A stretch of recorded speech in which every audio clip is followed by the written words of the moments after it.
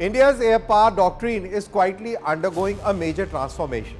The Indian Air Force is now dividing its mighty Sukhoi fleet into specialized combat roles, one becoming a next-generation high-tech air dominance platform and the other evolving into long-range missile truck capable of launching devastating standoff strikes deep inside the enemy territory. Under this ambitious Super Sukhoi program, nearly 200 Sukhoi Su-30 MKIs will be receiving cutting-edge upgrades. But interestingly, around 70 older Sukhois are being spared from expansive overhaul.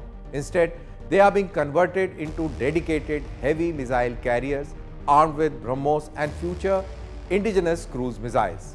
This is not just cost-cutting, it is a calculated war-fighting strategy designed to maximize combat power while preparing for future conflicts against China and Pakistan.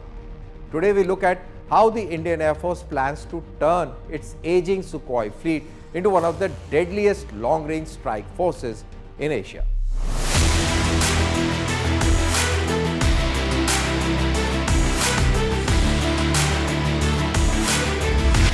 India modernizes air power. The Sukhoi Su-30 MKI has remained the backbone of Indian Air Force for more than 2 decades. From air dominance patrols over Ladakh to maritime strike missions over the Indian Ocean. The heavy twin-engine fighter has carried the burden of India's frontline air power. But now, the Indian Air Force is preparing this aircraft for a completely new phase of warfare. Under the massive Super Sukhoi modernization plan, nearly 200 newer Su-30 MKIs will receive advanced indigenous upgrades that includes Virupaksha AESA radar, modern electronic warfare systems, AI-assisted cockpits and next-generation mission computers. These upgrades are expected to keep the Su-30 MKI combat relevant well into the 2050s. Old Sukhoi's new mission. But the most interesting part of the strategy lies elsewhere. The Indian Air Force has decided that around 70 of its old Sukhois will undergo the expensive full upgrade program.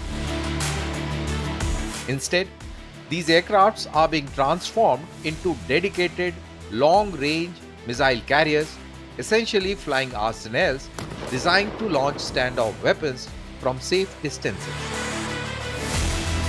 The logic is simple. Most of these older jets have already logged thousands of operational flight hours. Installing expensive new radars and avionics on aging airframes would deliver limited returns. So instead of retiring them, the Indian Air Force is extracting maximum combat value from them. Hindustan Aeronautics Limited has already modified several of these aircraft to carry the 2.5-ton BrahMos A supersonic cruise missile. Long-range strike power. With a strike range exceeding 400 kilometers and an effective engagement reach extending far beyond that, these aircrafts can threaten enemy air bases, warships and strategic infrastructure without entering into hostile air defense zones. And this firepower is only expected to grow. By 2028, these Sukhois are expected to carry the lighter and stealthier BrahMos NG missile. Trials are also expected for DRDO's indigenous technology cruise missile alongside futuristic CATS Hunter air-launched cruise missile with a reported strike range of nearly 1,000 kilometers. Together, this transforms the Su-30 MKI from a conventional fighter into a strategic standoff strike platform. In future conflicts, these aircraft could operate alongside drones and unmanned loyal wingmen, launching waves of long-range precision weapons while remaining far from enemy radar coverage. The Indian Air Force's Sukhoi strategy reflects a larger shift in modern warfare. Future air battles may no longer depend only on dogfights or close-range engagements. Instead, victory could increasingly depend on which side can launch more long-range precision weapons while staying outside enemy radar and missile envelopes. By splitting its Sukhoi fleet into high-tech air superiority fighters and dedicated missile carriers, the Indian Air Force is attempting to create exactly that balance: maximum combat effect at sustainable cost. With BrahMos, Astra, CATS Hunter and future indigenous weapons entering services, these aging Sukhois may soon become some of the most heavy armed strike platform in the region.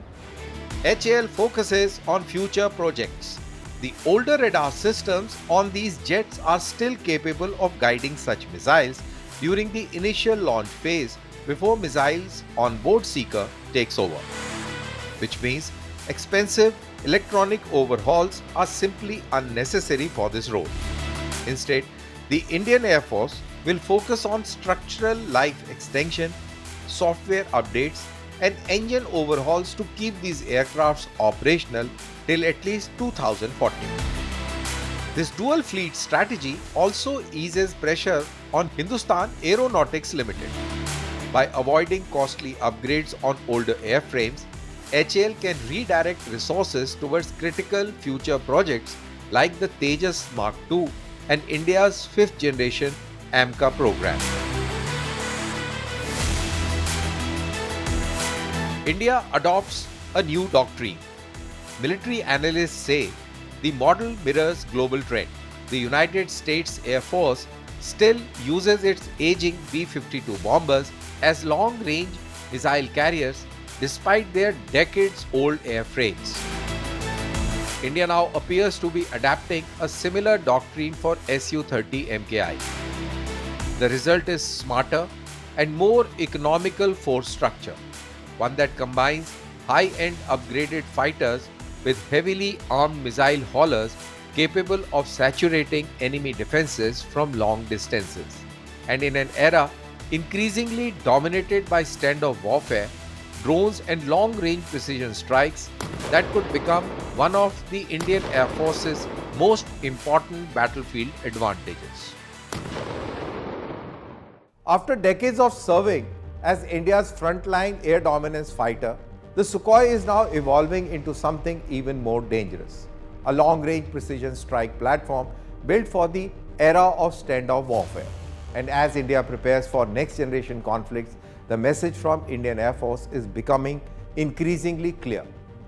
Every airframe, every missile, every platform will be pushed to deliver maximum combat power.